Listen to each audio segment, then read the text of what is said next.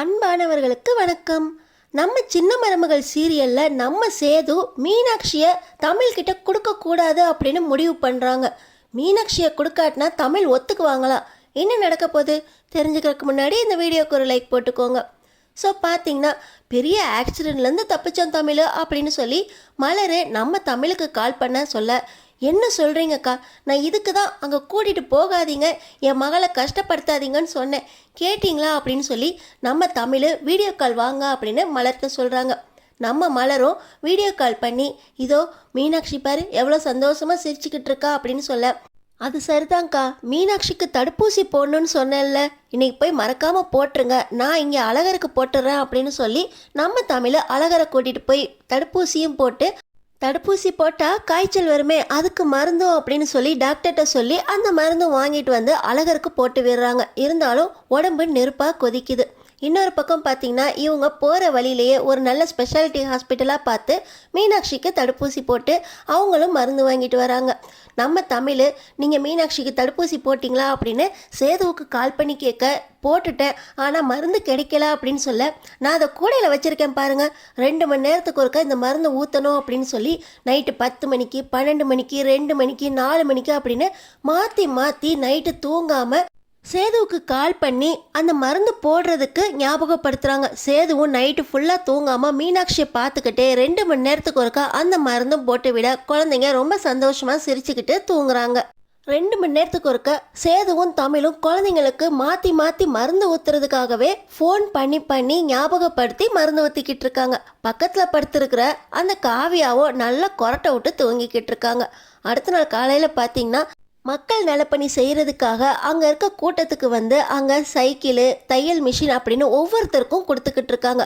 பொன்னாடை போத்தி அங்கே சிறப்பித்து பேசுகிறப்ப கூட இங்கே நம்ம தமிழ் சேதுவுக்கு வீடியோ கால் பண்ணி குழந்தைக்கு மருந்து ஊற்றுனீங்களா, 2 மணி நேரம் ஆயிடுச்சு அப்படின்னு ஞாபகப்படுத்தி சேதுக்கிட்ட சொல்கிறாங்க. நம்ம சேதுவும் அந்த மக்கள் நலப்பணி திட்டம் வழங்குறதுக்காக ஒரு மேடை போட்டிருக்காங்க பாருங்கள், அந்த மேடையிலேயே ஒரு தொட்டிலையும் வச்சு அந்த தொட்டிலில் மீனாட்சியை படுக்க வச்சுருந்துருக்காரு. அப்போ மீனாட்சியை தூக்கிட்டு வந்து நம்ம தமிழ் முன்னாடியே மீனாட்சிக்கு மருந்தும் ஊத்துறாரு. ஆனால் நைட்டெல்லாம் இப்படி 2 மணி நேரத்துக்கு ஒருக்கா மருந்து ஊற்றணும் அப்படிங்கிற பேரில் தமிழ் கால் பண்ணாங்க. இப்படி கூட்டத்தில் இருக்கும்போது கூட தமிழ் கால் பண்ணி இப்படி மருந்து ஊற்ற சொல்லி அந்த பேரில் சேதுக்கிட்ட பேசுகிறாங்களோ அப்படின்னு காவியாவுக்கு நம்ம தமிழ் மேலே கோவம் வருது. கோவத்தை காட்டாமல் அவங்க மேடையில் நின்றுக்கிட்டு இருக்காங்க. இப்படி எம்எல்ஏக்கள் பொதுக்கூட்டத்துக்காக சென்னை வந்திருக்கிற நம்ம சேதுவுக்கு மறுபடியும் அவரோட ஊருக்கு திரும்ப முடியாத சூழ்நிலை. எம்எல்ஏக்கள் எல்லாத்துக்குமே தலைமை செயலகத்திலிருந்து ஒரு ஆர்டர் வந்திருக்கு. எம்எல்ஏக்கள் யாருமே திரும்பக்கூடாது, மக்கள் நலப்பணி திட்டங்கள் செய்கிறதோடு இல்லாமல் பயிற்சி முகாமையும் இருந்து அட்டன் பண்ணிட்டு தான் போகணும் அப்படின்னு எல்லாருமே கன்ஃபார்மாக நம்ம சேதுவுக்கு ஆர்டர் போட நம்ம சேதுவுக்கு என்ன பண்ணுறதுனே புரியல. ஏன்னு பார்த்தீங்கன்னா சனி ஞாயிறு மட்டும்தானே மீனாட்சி நம்ம சேதுக்கிட்ட இருக்க முடியும். திங்கக்கிழமை காலையில் 10 மணிக்கு நம்ம சேது மீனாட்சியை நம்ம தமிழ்கிட்ட கொடுத்துட்டு அழகரை தூக்கிட்டு வரணுமே. ஆனால் நம்ம சேது எம்எல்ஏ அப்படிங்கிற காரணத்தினால தலைமை செயலகத்தில் இன்னும் 2 நாள் இருந்து பயிற்சி முகாமை அட்டன் பண்ணிவிட்டு தொகுதி மக்களுக்கு எப்படியெல்லாம் நலப்பணி செய்யணும் அப்படிங்கிறத சொல்லித்தரதுக்காக பயிற்சி முகாமில் இருக்கணும் அப்படின்னு ஆர்டர் வந்திருக்கு. இவர் இப்போது போக முடியாத சூழ்நிலை.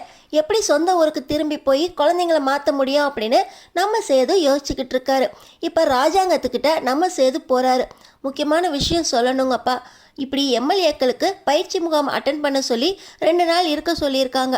ஆனால் நாளைக்கு காலையில் 10 மணிக்கு நான் அழகரை வாங்கிக்கிட்டு மீனாட்சியை தமிழ்கிட்ட கொடுக்கணும், போக முடியாத சூழ்நிலை அப்படின்னு சொன்னோன்னே ராஜாங்க சொல்கிறாரு, சரிப்பா மீனாட்சியை தூக்கிக்கிட்டு நான், கருப்பு, மலர் எல்லாருமே அங்கே போய் குழந்தைய நாங்கள் மாற்றிடுறோம், அப்போ நீயும் காவியாவும் இங்கேயே இருந்து பயிற்சி முகாமை அட்டன் பண்ணிட்டு வாங்க அப்படின்னு ராஜாங்க சொல்கிறாரு. ஆனால் நான் எப்படிப்பா மீனாட்சியை தனியாக விட முடியும், அதான் என்னால் முடியாது, மீனாட்சியை பிரிஞ்சு என்னால் இருக்க முடியாதுப்பா அப்படின்னு சேது சொல்கிறாரு. அது எப்படிப்பா அவன் தனியாக விடணும்னு சொல்கிறேன், நான், மலர் எல்லாருமே கூட தான் போய்கிட்டு இருக்கோமே, மீனாட்சியை நாங்கள் பஞ்சாயத்தில் மாற்றிட்டு அழகரை தூக்கிட்டு வந்து வீட்டில் வச்சுக்கிறோம் அப்படின்னு ராஜாங்கம் சொல்கிறாரு. ஆனால் நம்ம சேது, இல்லைப்பா மீனாட்சியை தனியாக விடுறதுக்கு எனக்கு மனசு வரல, அதனால் மீனாட்சி என் கூடயே இங்கேயே அந்த பயிற்சி முகாம் முடிகிற வரைக்கும் இருக்கட்டுமே அப்படின்னு சேது கேட்குறாரு. இப்போ ரொம்பவே யோசிக்கிற ராஜாங்கம், சரி சரி நான் வேணா நாளைக்கு பஞ்சாயத்தில் சொல்லி தமிழ்கிட்டையும் அந்த குழந்தை இருக்கட்டும், உன்கிட்ட இந்த மீனாட்சி இருக்கட்டும் அப்படின்னு புரிய வைக்கிறேன். முடியாத சூழ்நிலை தானே, அதெல்லாம் புரிஞ்சுக்குவாங்க அப்படின்னு ராஜாங்கம் சொல்கிறாரு. ஆனால் பார்த்தீங்கன்னா குழந்தைய நீ அமுச்சு விட்டுட்டு நீ அங்கேயே ஒரு வாரம் இரு. அங்கே இருந்து நான் உங்கள்கிட்ட பேசணும், பழகணும். கல்யாணம் ஆனதுலேருந்தே குழந்தைய காரணம் காட்டி நீங்கள் என்கிட்ட ரொம்ப பேசுகிறதே இல்லை. இப்போ தான் நேரம் கிடச்சிருக்கு, அதனால் பேசணும் அப்படின்னு சொல்லி நீ அங்கேயே ஒரு வாரம் சேது கூட தங்கி இரு அப்படின்னு நம்ம காவியாவுக்கு இந்த சித்ராவும் ஈஸ்வரியும் ஐடியா கொடுத்து ஒரு வாரத்துக்கு துணிமணியை கொடுத்து அமுச்சு விட்டுருக்காங்க ஈஸ்வரி. இந்த நேரத்தில் தான் சேதுவையும் நம்ம காவியாவையும் ஒன்று சேர்த்து வைக்க முடியும் அப்படின்னு ஈஸ்வரி பிளான் பண்ணி தான் அமுச்சு வச்சாங்க.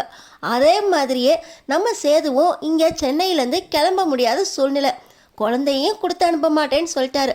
ஆனால் காவியா என்ன பிளான் பண்ண போகிறாங்க? மீனாட்சியை ராஜாங்கத்தோட அனுப்பி வச்சுட்டு பஞ்சாயத்தில் குழந்தைய மாற்றி நீங்கள் ஊர்லேயே வச்சுக்கோங்க, நானும் சேதுவும் இங்கேயே ஒரு வாரம் சென்னையிலேயே தங்கி இருந்து பயிற்சி முகாமை முடிச்சுட்டு அவர் கூட ஒரு 2 நாள் பேசி பழகிட்டு வரோம் அப்படின்னு காவியா சேதுக்கிட்ட பேச போகிறாங்க. இன்னொரு பக்கம் நான் எப்படி திங்கக்கிழமை 10 மணிக்கு மீனாட்சியை வாங்கிக்கிட்டு அழகரை கொடுக்க முடியாமல் இருக்க முடியும்? பஞ்சாயத்தோட முடிவுப்படி மீனாட்சியை நான் வாங்கிக்கிட்டு அழகரை சேதுக்கிட்ட ஒப்படைக்கணும்னு தானே அங்கே ஒப்பந்தம் போட்டிருக்கோம். அதெல்லாம் என்னால் முடியாது. குழந்தைய நான் பார்த்தே ஆகணும். தடுப்பூசி போட்டு குழந்தைக்கு வேற ஜுரம் அதிகமாக இருக்குது. அதனால் நான் அழகரை கொடுத்துட்டு மீனாட்சியை என்கிட்ட வந்தே ஆகணும் அப்படின்னு நம்ம தமிழும் அங்கே கதறாங்க. இப்போ பார்த்தீங்கன்னா நம்ம சேது மீனாட்சியை கொடுக்க முடியாது அப்படின்னு அவர் கூடயே சென்னையில் வச்சுருக்காரு. இன்னொரு பக்கம் குழந்தைய கொடுத்து விட்டுட்டு நம்ம 2 பேரும் பயிற்சி முகாமை அட்டன் பண்ணிட்டு வரலாம் அப்படின்னு காவியா திட்டம் போட்டிருக்காங்க. இன்னொரு பக்கம் நம்ம தமிழ் நம்ம அழகரை கொடுத்துட்டு மீனாட்சியை வாங்கி மீனாட்சியை நல்லபடியாக கவனிச்சுக்கணும் அப்படின்னு நம்ம தமிழ் குழந்தைக்காக அங்கே பஞ்சாயத்தில் புகார் பண்ணுறாங்க. இப்படி 3 சூழ்நிலையும் நம்ம தமிழ், சேது, ராஜாங்கம், காவியா எப்படி சமாளிக்க போகிறாங்க?